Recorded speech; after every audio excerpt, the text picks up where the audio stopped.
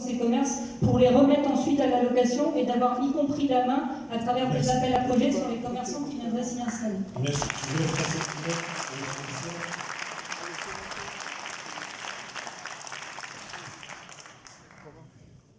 Lorsqu'on parle de commerce de proximité à Lyon, effectivement, il y a un réel malaise, il y a une réelle souffrance, je pense, et je crois qu'il faut raisonner globalement quand on parle de commerce de proximité sur Avignon, c'est-à-dire aussi bien intramuros et hors les murs. Alors comme j'ai que 2 minutes et tout à l'heure j'ai été un petit peu publié, je vais aller rapidement sur les points que je veux proposer. Je l'ai annoncé, au lendemain de l'élection, je souhaite mettre en place les assises du commerce. Les assises du commerce toucheraient l'ensemble du commerce de proximité d'Avignon. Je mettrai en place un manager du commerce sur la ville. Il existait précédemment un manager de commerce de l'intramuros. Là, je pense qu'il faut l'élargir à la totalité du territoire avignonnais. Donc, un commerce, un manager de commerce. Je suis favorable au droit de préemption et je chargerai l'aménageur Citadis de regarder au cas par cas les locaux vides dans l'intramuros, mais également hors les murs, pour voir s'il n'y a pas raison de préempter afin que certains commerces ne puissent pas s'installer. Je suis bien entendu pour le moratoire concernant les grandes surfaces. Je suis pour continuer et développer encore plus l'association la fédération des commerçants de la ville, puisqu'on a cette chance sur Avignon d'avoir une fédération qui regroupe une quinzaine de commerces sur la totalité du territoire. Je suis pour la mise en place et l'installation d'une plateforme dernier kilomètre. Je suis pour une discussion, en tout cas, sur le ramassage des cartons des commerçants, dont beaucoup se plaignent qui ne sont pas adaptés aux besoins des commerçants. Je suis, bien entendu, puisque c'est lié, pour une révision de la politique de stationnement. Je suis pour une remise à plat du plan de circulation qui a été mis en place au mois d'août de l'année dernière. Et j'arrive à mes 2 minutes, donc je m'arrêterai là. Merci.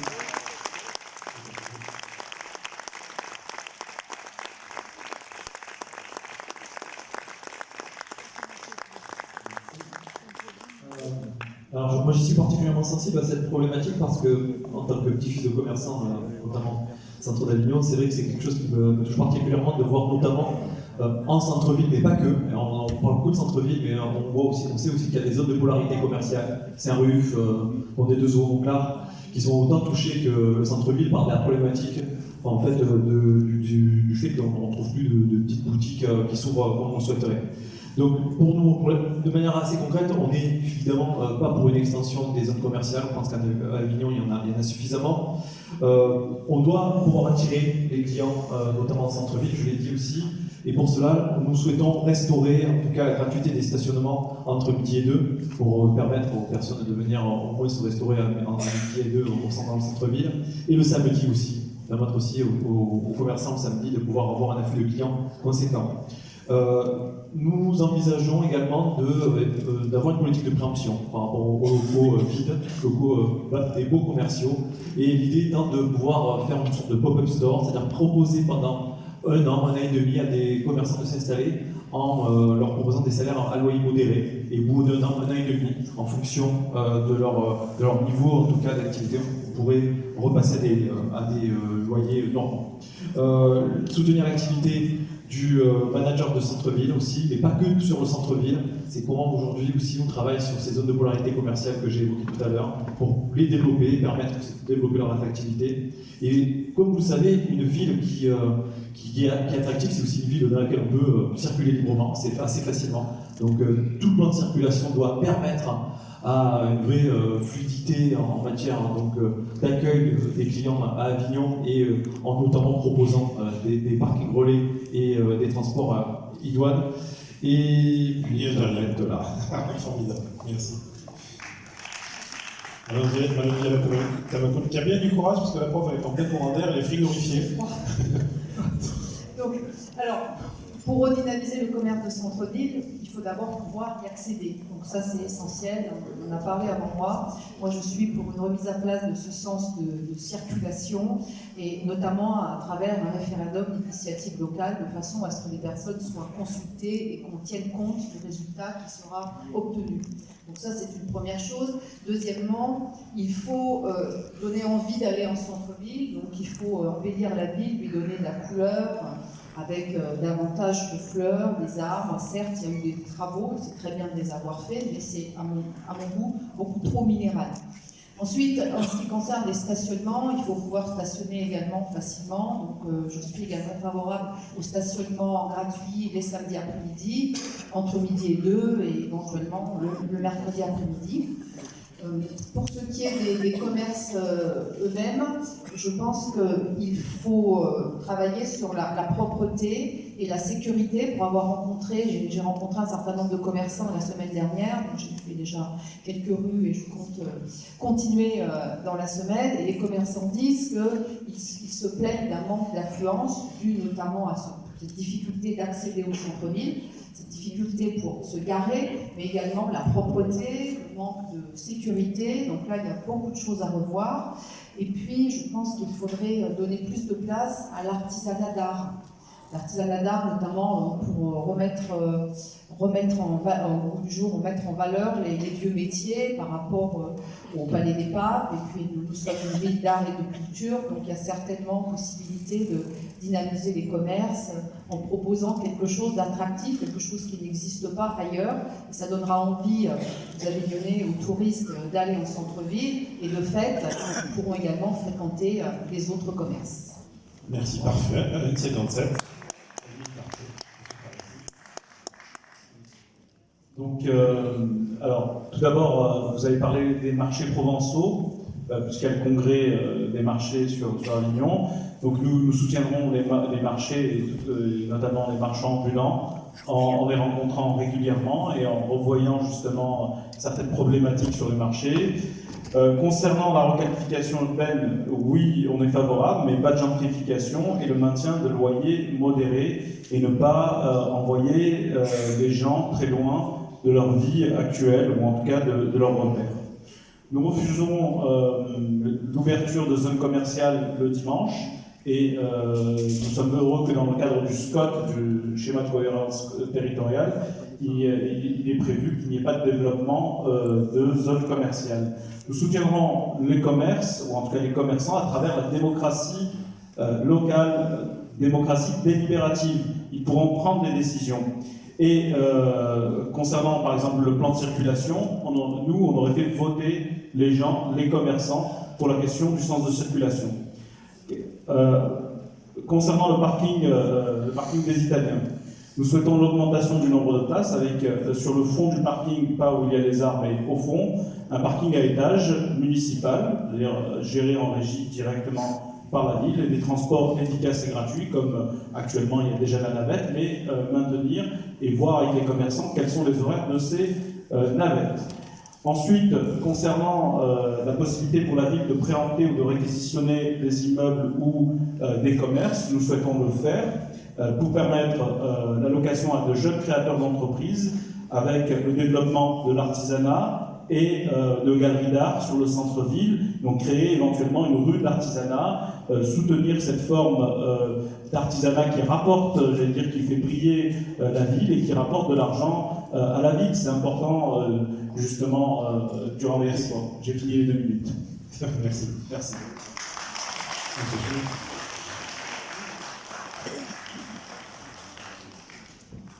Alors, ce n'est pas très original, nous sommes aussi contre le développement des zones commerciales en périphérie de la ville. Non seulement nous sommes contre leur développement, mais si même nous pouvons revitaliser, redonner sa place à la nature sur certaines zones, alors il faut le faire. La nature a beaucoup régressé avec le développement de l'urbanisation et il est temps peut-être de revenir un petit peu en arrière. Le problème de la revitalisation du centre-ville, c'est un problème global, on l'a évoqué, c'est une évidence aussi. Il faut y accéder, il faut y rester, il faut s'y déplacer. Il y a aussi des opportunités avec les logements vacants qu'il faut réhabiliter. Donc ces logements vacants, on propose de les réhabiliter en limitant l'étalement urbain, mais aussi en aménageant et en protégeant les animaux et leur habitat. Il y a en ville une faune urbaine, il faut la préserver, il faut aussi regarder, ça va avec. Et puis, de nombreux Avignonnais du centre-ville ont des animaux de compagnie. Et ces animaux de compagnie ont très peu d'espace pour aller se promener dans la ville. Et donc, nous suggérons de créer ces espaces de vie qui sont adaptés aux animaux de compagnie et non à leurs propriétaires. Ça permet aussi de faciliter la propreté de la ville en canalisant en quelque sorte des déjections canines qui nous déplaisent à tous. Voilà. Juste le compteur à zéro. À vous. Voilà, alors moi aussi, je pense qu'il faut favoriser le commerce de proximité. Alors, le commerce de proximité, déjà, il faut revoir le plan de circulation qui a été fait parce que c'est une catastrophe. Et tout le monde le dit. Tout le monde dit qu'on n'a plus envie d'aller à Avignon parce qu'on ne sait plus comment y aller, on ne sait plus comment se garer. Donc, il faut revoir ce plan de circulation. Moi, je propose la gratuité des transports en commun, je vous l'ai déjà dit. Et je propose aussi que les 2 premières heures de parking en ouvrage soient à 1 €. C'est-à-dire que pour un parking qui est sur une durée de 2 heures, on puisse stationner facilement, sans réfléchir, on va sur un parking en ouvrage, on sait que c'est juste 1 € par heure. Pour les durées plus longues, il faut aller sur les parkings relais, notamment le parking des Italiens, et je propose moi aussi d'agrandir la capacité du parking des Italiens et de pouvoir rentrer ce parking des Italiens par la route des bords du Rhône, non pas comme on le fait maintenant par la place Saint-Lazare, ce qui est une aberration. Et puis l'attractivité d'une ville, c'est aussi le fait de pouvoir se balader en ville, être agréable, avoir de la végétation, avoir de l'hydratation. Nous avons eu 44 degrés l'été dernier. Est-ce que vous croyez que les Avignonnais auront envie d'être dans une ville qui est complètement bétonnée, une ville où il n'y a plus de végétation, et une ville où finalement les gens vont se dire on est contre les supermarchés, mais au supermarché on y va parce qu'il fait bon, parce que c'est la climatisation. Non, la vraie climatisation, il faut que ce soit une climatisation naturelle, celle qui est apportée par les arbres, celle qui permet aussi de réduire la pollution. C'est ça le véritable enjeu. Il faut que cette ville elle soit plus attractive, il faut que cette ville elle soit plus verte, il faut que cette ville elle soit plus propre également, parce que les gens qui viennent à Avignon se disent la ville est sale. Donc il faut que la ville soit plus propre, il faut une brigade d'intervention rapide pour ne pas laisser se dégrader ces choses-là. Il faut que la ville soit aussi une ville plus sûre, il faut qu'on puisse se déplacer tranquillement, il faut que l'on ait envie, il faut que Avignon devienne un peu un centre commercial à ciel ouvert, où il y a les habitants, où on peut facilement y arriver. Un peu tout ce qui a fait de l'attractivité des zones commerciales, nous pouvons le faire à Avignon, ça n'a pas été fait jusqu'à présent, contrairement à tout ce qui a été fait. Merci. Alors, je vois que donc, ça se dissipe un peu dans la salle, on va faire très vite pour la dernière question. On va pas mettre de chrono, vous embêtez pas. La question, donc on va reprendre cet ordre-là avant que chaque candidat puisse venir conclure. Je vous donne le micro, et je vous donne la question quand même, parce que c'est plus simple. On va rentrer dans une période d'élection, vous n'êtes pas censé le savoir, pas sans savoir, pardon.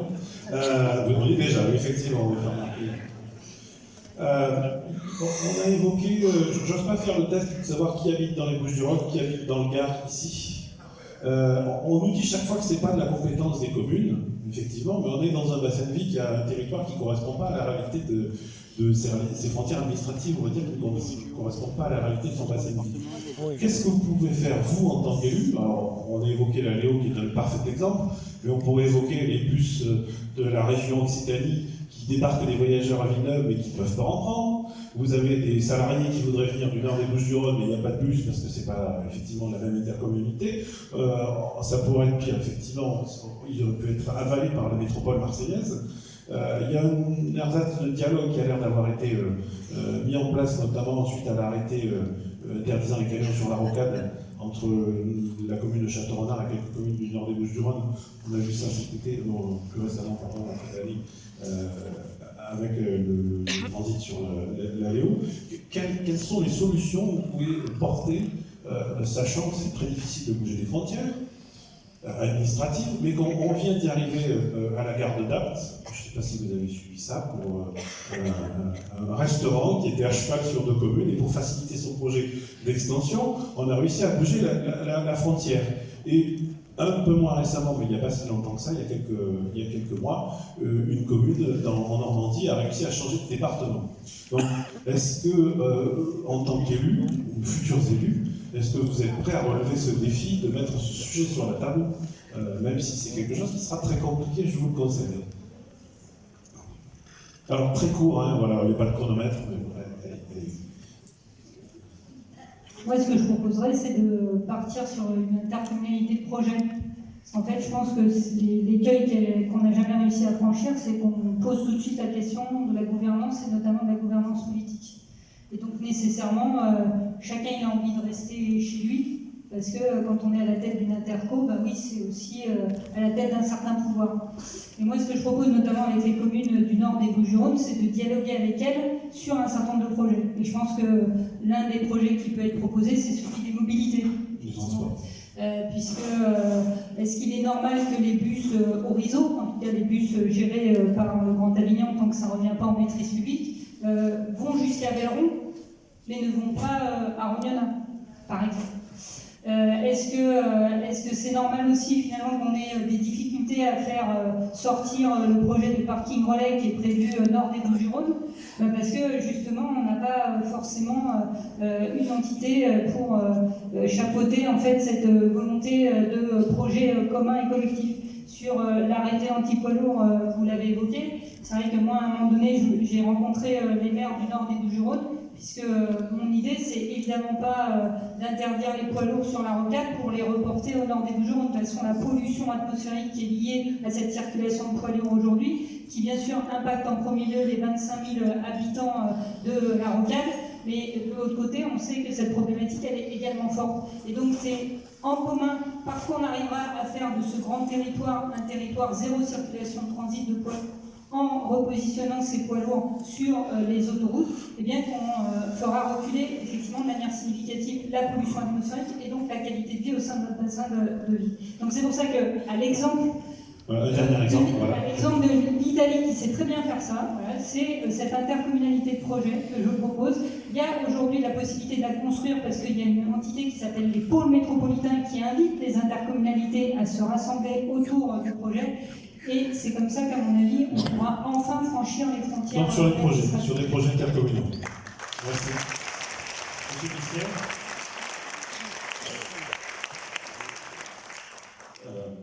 On sait que les Français sont très... Monsieur Pissière, je vous interroge une seconde, vous êtes aussi conseiller régional, et un des sujets qui concerne peut-être plus les Gardois, c'est qu'aussi en termes de frontières administratives, beaucoup de Gardois, pour ne pas dire la quasi-totalité, regrettent que le Gard n'ait pas basculé dans la région Provence-Alpes-Côte d'Azur. Je vous laisse la parole. On entend tous dire effectivement que certains Gardois, notamment ceux qui sont à la limite, sont rattachés à Nîmes et ne sont pas rattachés à l'Union. Mais je voulais dire qu'on sait que les Français sont très attachés à leur commune et il est très difficile, vous l'avez souligné, de modifier des frontières administratives. Vous avez pris le cas de la gare de Dapt, nous l'avions fait ici à Avignon il y a quelques années, quand on avait repris une partie des terrains de l'île de la Barthelasse à la commune des Andes. Et c'est vrai que c'est très complexe, c'est très long, donc on le fait très peu. Je crois qu'au-delà des frontières administratives qui séparent les communes, qui séparent les intercommunalités, qui séparent les départements et qui séparent les régions, on est à Avignon dans une situation un petit peu particulière puisqu'on est vraiment à la limite entre 2 régions, 3 départements. Donc si on ne peut pas modifier les frontières administratives, je crois qu'il faut essayer d'apprendre à travailler ensemble. Lorsqu'on parle d'intercommunalité, je fais partie de ceux qui regrettent que la commune de Sorgues n'ait pas réintégré le Grand Avignon il y a quelques années, qu'elle ait choisi d'aller se rattacher à Pernay-Fontaine et Altin, parce que je crois qu'on a un bassin de vie commun, et c'est ce qu'il faut se mettre en tête, c'est raisonner au niveau du bassin de vie. Pour l'avenir, je crois qu'il faudra développer, c'est quelque chose qui se faisait déjà il y a quelques années, ce qu'on appelle le triangle d'or, les relations de triangle d'or, c'est-à-dire que le triangle, c'est les 3 communes que sont Nîmes, Arles et Avignon, bien entendu. Apprendre à travailler ensemble. Mais au-delà de ce triangle d'or, il existe une structure qui a vu le jour, qui se développe, qui est la Grande Provence, la Grande Provence, qui va au-delà de ce triangle d'or, puisqu'elle englobe les intercommunalités des autres communes, et qui représente aujourd'hui une intercommunalité, c'est pas une intercommunalité, mais une zone géographique qui pourrait, je vais très vite, qui pourrait atteindre plusieurs centaines de milliers de personnes. Donc je crois que l'avenir, c'est de travailler en collaboration avec ces autres territoires, même si chacun d'entre nous confère ses spécificités, je pense notamment aux spécificités culturelles, l'avenir, je pense, ce sera là de travailler en intercommunalité et au-delà des intercommunalités officielles avec d'autres territoires. Structure de la Grande Provence qui est présidée par le président de l'agglomération du Nord. Sans oublier notre identité de chef-lieu du Vaucluse, effectivement, il y a cette nécessité de travailler en partenariat assez étroit avec les villes et les communes des autres territoires, en tout cas, qui nous entourent. Notamment à l'ère de la métropolisation, il me semble nécessaire, en tout cas, de transcender ces frontières et de travailler de plus en plus, notamment sur les aspects économiques, mais pas que, on l'a vu, sur aussi tout ce qui est mobilité, tout ce qui est aussi social et économique, sur ces aspects-là. Moi, je considère que le maire d'une commune comme Avignon est un acteur pivot et que la frontière, même si elle est existante, elle doit être là aussi transcendée sur certains sujets. On l'a vu, sur les aspects économiques, ça existe déjà plus ou moins, parce que moi je le vois sur mon champ de prédilection qui est l'emploi et la formation. Aujourd'hui, les passerelles sont assez fortes et sont faites, notamment sur les dispositifs de formation qu'on déploie et qui ne se font pas forcément à l'aune du Vaucluse ou d'Avignon, qui se font aussi avec les chambres de commerce et d'industrie, notamment de Nîmes, d'Arles, etc., etc. Donc je pense qu'un vrai volontarisme en la matière, sur des sujets bien précis, peuvent nous amener à faire ce travail de nécessaire collaboration et coopération avec les territoires qui sont sur un bassin de vie, sur une zone de vie et économique qui est de toute façon existante. Et je prends l'exemple aussi, et pourquoi pas, ça avait été évoqué à une époque, pourquoi ne pas aussi travailler, notamment entre le Gard et le Vaucluse, sur une police territoriale qui transcenderait un peu aussi les frontières naturelles et qui se cantonnerait pas, qui permettrait de mutualiser des moyens au niveau de la sécurité entre toutes les communes du Grand Avignon. Il est parfait. Un exemple concret, c'est parfait. Merci. Je suis d'accord avec ce qui vient d'être dit, c'est-à-dire que nous devons absolument transcender les frontières et travailler les uns avec les autres, notamment les élus des différentes intercommunalités, quelle que soit leur couleur politique, doivent apprendre à se parler et travailler en mode projet. Ça aussi, je pense que c'est quelque chose de très intéressant, en gardant chacun leurs compétences et leurs spécificités. Je vais prendre un exemple. Pour ce qui est de l'université, par exemple, tout à l'heure, Chef-Lissière a parlé du triangle Nîmes-Arles-Avignon. Nous avons fait un petit peu, pas tout à fait ce triangle par rapport à l'université, de façon à répartir les formations proposées notamment pour l'unité, soient différentes dans les trois filières. Ce qui fait que nous ne nous faisons pas concurrence tout en existant. Chacun existe, utilise au maximum ses compétences, les structures, les entreprises, le CTCPA, les centres techniques qui sont aux alentours. Et puis ça permet de monter en compétences et de travailler les uns avec les autres en bonne intelligence. Donc il faut également, il faut rassembler et puis surtout il faut dialoguer. Il faut dialoguer, il faut échanger, quelles que soient les couleurs politiques. Voilà. Merci. Monsieur Farissi. Je crois que je vais dénoter par rapport à ce qui vient d'être dit. Les premiers mots du programme que nous on propose, c'est Avignon citoyen et populaire défend la commune comme étant le lieu par excellence de l'exercice de la citoyenneté de chacune, chacun. C'est-à-dire qu'il faut redonner sa place à la commune et à l'intercommunalité également.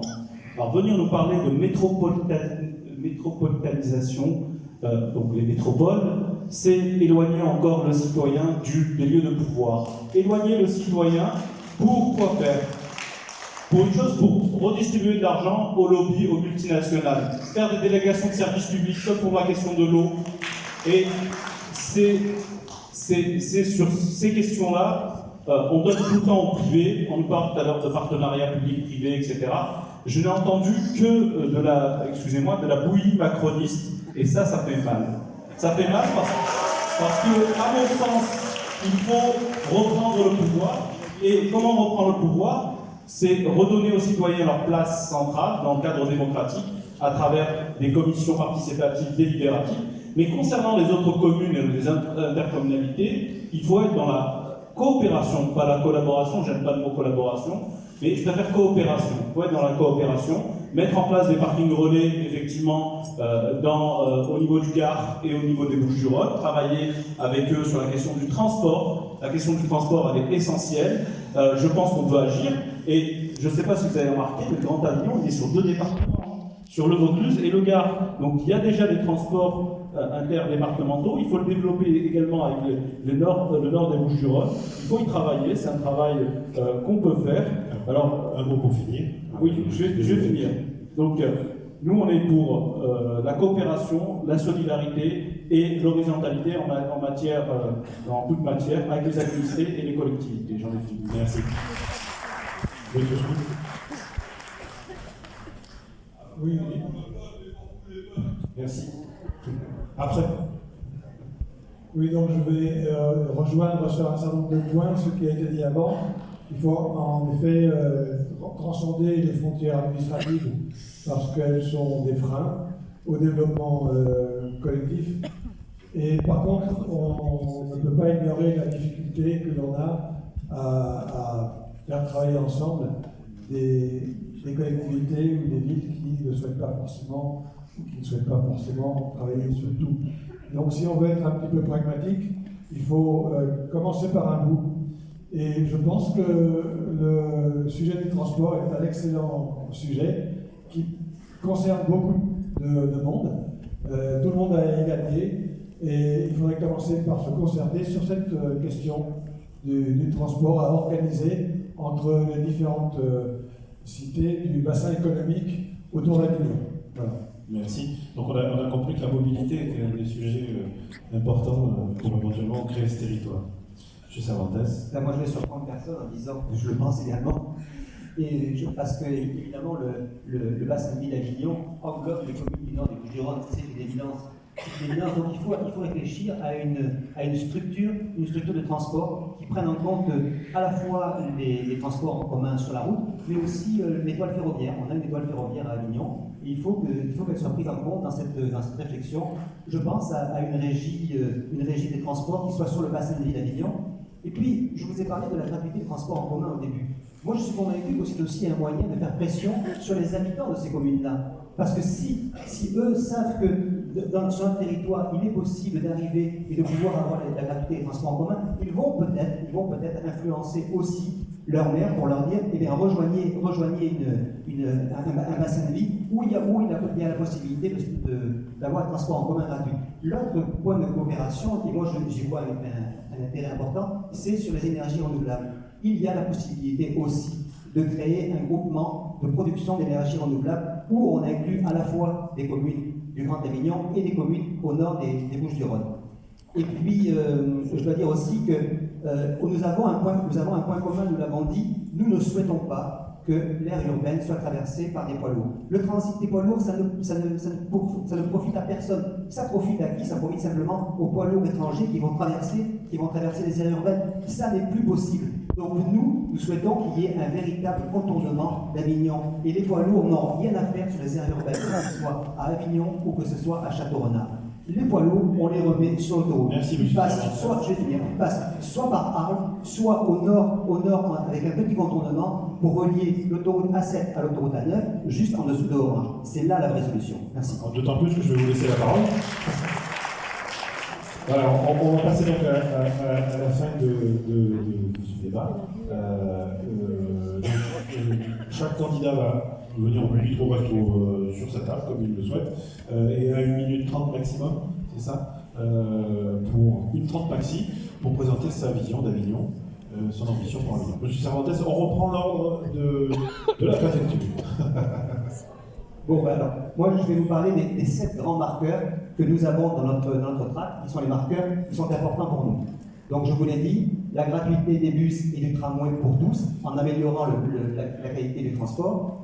La prolongation de la ligne de tramway vers Arbrepac, c'est un de nos marqueurs. Le stop à l'artificialisation des sols et la protection de nos ceintures vertes. Je pense notamment au fait qu'il ne faut pas détruire la ceinture verte avec Aléo, il ne faut pas abattre 7000 arbres pour construire une digue sur la Barthelasse. Le choix des cantines.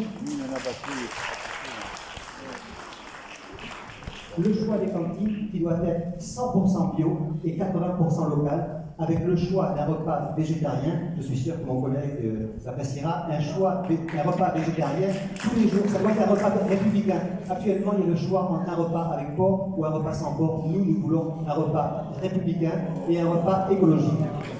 Retour à la semaine des 4 jours. Retour à la semaine des 4 jours d'école, c'est une revendication importante de 80% des conseils d'école. Et puis, par rapport à la sécurité, nous n'en avons pas parlé, mais nous souhaitons avoir une application mobile qui permet donc à chaque citoyen d'avoir un contact avec sa mairie. Cette application mobile nous permettra à la fois de signaler toutes les incivilités, voire même des agressions, avec géolocalisation et directement envoyé à une maison de la tranquillité qui réagira le plus rapidement possible. Et puis, ça servira aussi à la démocratie participative, parce que les Avignonnais pourront soumettre des idées. Les autres Avignonnais pourront liker ces idées. Et quand il y aura des idées qui seront retenues, dernier point important pour moi, l'Assemblée citoyenne pour le climat, évidemment, nous déclarons l'urgence climatique, c'est essentiel. Merci.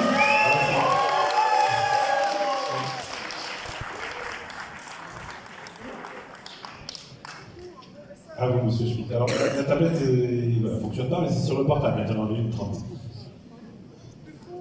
Alors moi je voudrais revenir sur 2 points qui me paraissent essentiels. Un qui concerne l'Agroparc et son avenir, et un qui concerne notre société et l'urgence, qui n'est pas que climatique, mais elle est climatique aussi. Nous avons un certain nombre de comportements à faire évoluer dans notre société. J'ai parlé tout à l'heure, et ça nous paraît vraiment important, de cette délégation à la transition sociétale. Je voudrais en dire 2 mots parce que ce n'est pas forcément une évidence, mais beaucoup de nos comportements aujourd'hui nous emmènent, si on les prolonge, dans le mur. Notre mode d'alimentation, la façon dont nous traitons nos prochains, la façon dont nous gérons notre propreté, en revendiquant mais en ne participant pas, etc., etc. Il ne s'agit pas de contraindre, il s'agit de convaincre.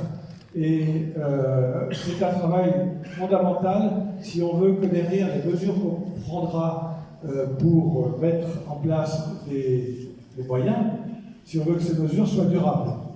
Donc si on continue dans la direction dans laquelle on est actuellement, il va se passer des choses extrêmement désagréables. Et là, sur ce coup, c'est mon voisin de gauche qui ne me démentira pas. En ce qui concerne l'avenir de l'Agroparc, moi j'ai une suggestion à faire, puisqu'il s'agit Pour terminer la suggestion, d'un point d'excellence basé sur l'intelligence alimentaire. Justement, l'intelligence alimentaire sera peut-être ce qui va nous sauver demain, parce que si nous faisons évoluer notre alimentation, à ce moment-là, nous allons pouvoir sauver le monde. Pas moins que ça, puisque... Désolé, je suis désolé de... Monsieur Faressi. 1h30, voilà, vous avez le chrono. Donc, comme vous voulez. Si vous voulez aller au pupitre, vous pouvez aller au pupitre, vous pouvez mettre debout. Le chrono arrive. Alors, pour nous, il y a 3 urgences. L'urgence démocratique, sociale, culturelle, écologique, auxquelles il faut nous atteler en faisant le choix de l'intelligence collective, de l'entraide, de la coopération, de la solidarité, des liens à créer pour le vivre ensemble. Il n'y a pas d'alternative, nous s'héritant en permanence avec le passage en force des projets de loi, comme ces dernières 24 heures, avec le 49.3. Bien sûr que si, il y a une alternative. Les associations, les collectifs sur notre territoire nous le prouvent déjà. En s'appuyant sur leurs compétences, Avignon Citoyenne et Populaire prendra à bras le corps le nécessaire changement radical de la société à mettre en place tous ensemble. Et ce que nous ferons localement aura des répercussions au niveau global. Nous en sommes convaincus, et pour terminer, je vais vous faire une citation de Gramsci. Le vieux monde se meurt, le nouveau monde tarde à apparaître, et donc le clair-obscur surgissent les monstres. Parfait. Moins d'une minute. Encore battu, bravo.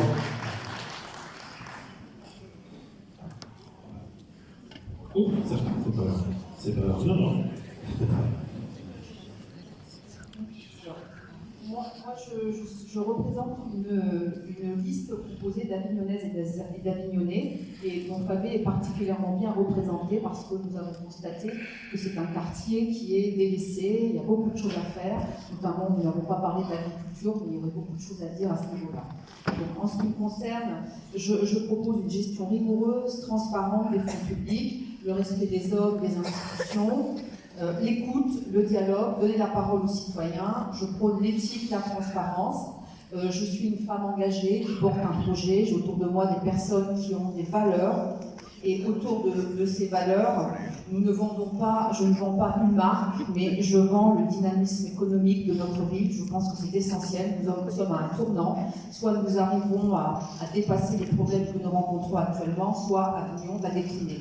Donc je porte un projet et j'espère pouvoir le mettre en œuvre. Merci. La table est trop rare. Merci, donc vous l'aurez devant vous. Merci. Alors, en ce qui me concerne, contrairement à ce qui a été évoqué, je ne suis pas pour une idéologie du passé, une idéologie où on reviendrait à une économie de type kolkhoz. Moi, je suis pour une ville qui vit, une ville qui innove, une ville qui accueille, une ville qui va pouvoir créer, permettre à chacun d'entre nous de vivre dignement de son travail. Donc une ville qui permettra effectivement d'attirer les entreprises pour permettre à ceux qui en ont le plus besoin, là aussi, de trouver un emploi et voilà, de trouver pleinement leur place dans cette belle ville qui est Avignon. Moi, je souhaite une ville qui renoue avec sa tradition, une tradition qui est une tradition aussi industrielle. On a pu le voir il y a quelques dizaines d'années, notamment au moment de la Garance, une ville qui permet à chacun à la fois de se réconcilier avec son passé et se projeter dans l'avenir. Voilà, je souhaite en tout cas une ville aussi qui permette d'utiliser la transition écologique comme un levier de croissance. Et c'est à ce titre que je pense que toutes les potentialités sont là à Avignon. Il suffit juste voilà, de les mettre en avant. S'il vous plaît. Merci. Monsieur l'huissier. Vous avez un job. Pour conclure, je voudrais dire que j'ai décidé d'être candidat à cette élection, non pas par ambition, mais par conviction. Et j'ai constitué l'équipe Avignon en grand, qui est composée essentiellement d'experts, des gens qui ont des compétences et qui ont décidé de se réunir au-delà des clivages politiques traditionnels. Nous avons ici à Avignon toutes les qualités d'une grande ville, d'une belle ville. Nous avons un environnement d'une très grande qualité. Nous avons une situation géographique exceptionnelle que beaucoup nous envient. Nous avons un bassin, une économie basée sur la richesse agricole. On en a parlé tout à l'heure, sur le commerce, sur le tourisme, sur notre patrimoine historique. Il faut que le bassin de vie d'Avignon redevienne plus attractif.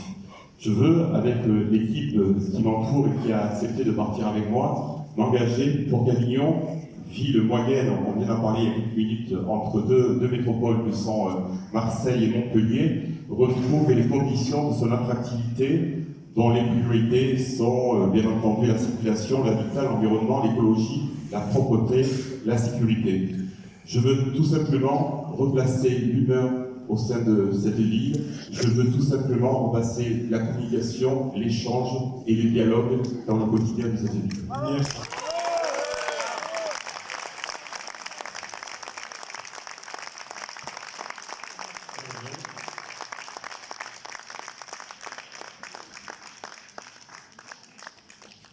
Mon ambition pour Avignon, c'est d'abord de renforcer l'attractivité de notre ville en jouant sur nos atouts. Le premier de ces atouts, à mes yeux, c'est d'être une ville d'exception patrimoniale et culturelle. Et je pense qu'il faut sans cesse porter des projets qui mettent en avant cette exception patrimoniale et culturelle, car c'est par ces projets qu'on augmentera l'attractivité touristique. Plusieurs exemples pourraient être cités, comme par exemple l'exposition qui a eu lieu cet été d'Ernest Pignon-Ernest, qui s'est prolongée jusqu'à ces jours et qui a entraîné une fréquentation historique de nos monuments avec les retombées que ça peut représenter en termes économiques. Ensuite, un autre atout sur lequel je veux m'appuyer, c'est que nous sommes une ville à taille humaine. Et cette ville à taille humaine, ça veut dire quoi? Ça veut dire que c'est une ville des proximités et c'est une ville où le construire ensemble est possible. Et d'ailleurs, l'écosystème qu'on a évoqué au début de notre débat et qui est présent sur Agroparc en est le meilleur exemple. Et effectivement, moi je n'ai pas peur des métropoles, parce que je pense que notre territoire a ses propres atouts pour jouer sa carte, que ce soit en termes d'attractivité économique ou que ce soit en termes de développement territorial. Mon deuxième objectif, c'est de continuer l'élan qui a été donné depuis 6 ans au sein de cette ville, et notamment en portant une ambition urbaine qui ne laisse aucun quartier de côté, et notamment grâce au renouvellement urbain qui va se déployer sur les 10 prochaines années et qui va concerner plus d'un Avignonnais sur 3. L'ensemble des quartiers d'habitat collectif longtemps abandonnés vont pouvoir enfin être remis dans la dynamique urbaine et dans la dynamique globale de la ville. Et c'est le dernier mot que je voulais dire, c'est que tout ça, je veux le faire évidemment avec les Avignonnaises et les Avignonnais, parce qu'il y aura de réussite que collective. Merci.